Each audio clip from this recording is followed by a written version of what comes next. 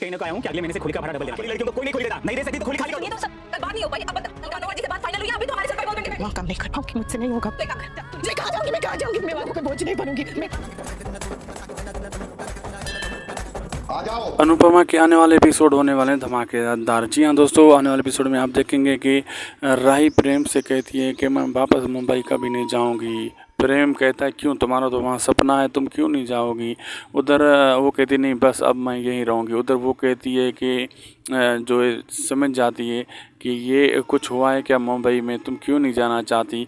तो राही कहती नहीं ऐसा कुछ नहीं हुआ। उधर ये भी दिखाया जाएगा। दूसरी तरफ अनुपमा को घर से धक्के देकर निकाला जाता है। वो कहते हैं किराया दो, तुम जब से आई हो मनोहर जी के काम के लिए हम पर बोझ बनकर बैठ गई हो, तो तुम निकल जाओ यहाँ से।